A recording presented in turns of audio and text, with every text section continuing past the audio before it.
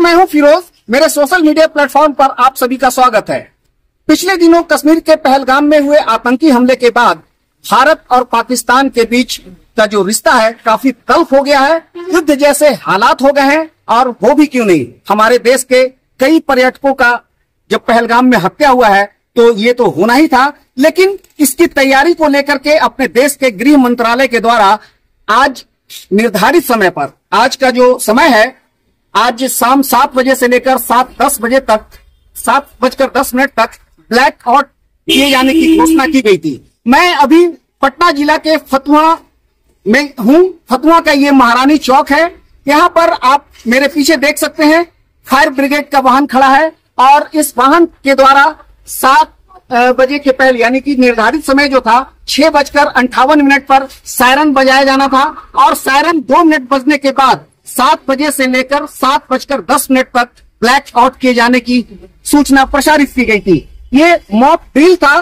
किसी भी आपातकालीन स्थिति में युद्ध जैसे हालात होने पर सिविलियंस को क्या किया जाना चाहिए, ये महज उसके अभ्यास के लिए एक मॉक ड्रिल किया गया है।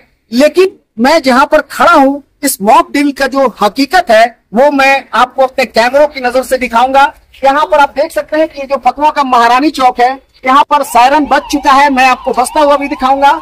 लेकिन सायरन बजने के बाद जैसा कि आम लोगों को सूचित किया गया था सोशल मीडिया के माध्यम से, कई तरीके से ये आम लोगों को मतलब सचेत किया गया था, बताया गया था कि आप लोगों को अपने घर की बत्तियों को बुझाना है, किसी भी तरह की रोशनी से परहेज करना है, घर में किसी तरह का भी रोशनी नहीं होना है।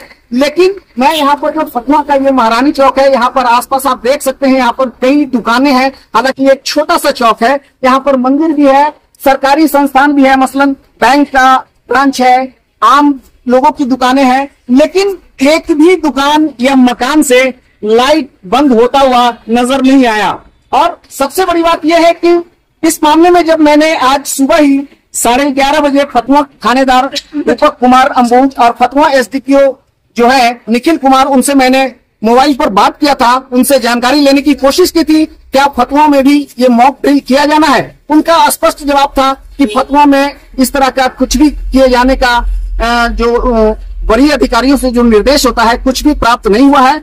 अभी मैंने ये जो सायरन और लाइट ब्लैकआउट करने का जो टाइमिंग था उसके महज कुछ ही मिनट पहले मैंने फतुहा के जो एसएचओ हैं दीपक कुमार अंबुज से मैंने मोबाइल पर पूछा क्या इस तरह का कोई सूचना है। उन्होंने कहा कि मुझे अभी तक कोई सूचना प्राप्त नहीं है। तो ये था फतुहा का ब्लैकआउट। एक तरफ फायर ब्रिगेड को यहाँ पर जो भी सायरन बजाने के लिए आया है, उन लोगों से मैंने जब बात किया तो उनका कहना था कि विभाग से उनको सूचना मिला है यहाँ पर सायरन बजाने के लिए। लेकिन सायरन के बाद आम लोगों को जो ब्लैकआउट करना था अपने अपने स्तर से, वैसा कुछ भी होता हुआ यहाँ पर नहीं दिखा है। तो ये था ब्लैकआउट का मामला और वो भी पटना जिले का ये एक छोटा सा एरिया है। जब इस छोटे से एरिया का ये हाल है तो आप अंदाजा लगा सकते हैं कि बाकी के इलाकों में क्या हुआ होगा। हालांकि पटना में क्या कुल 80 जगहों पर सायरन बजना था और वो शहरी इलाका है, वहां के लिए पहले से सारा कुछ प्लान वे में सब कुछ तय था। लेकिन फतुहा के लिए ये दुर्भाग्य की बात है, विभागीय स्तर पर कोई तालमेल हमको नहीं दिखा। फायर ब्रिगेड के पास सूचना है कि सायरन बजाना है, जबकि लोकल पुलिस के पास इस तरह का कोई इंफॉर्मेशन नहीं था। फिलहाल मेरे साथ बने रहें। नमस्कार।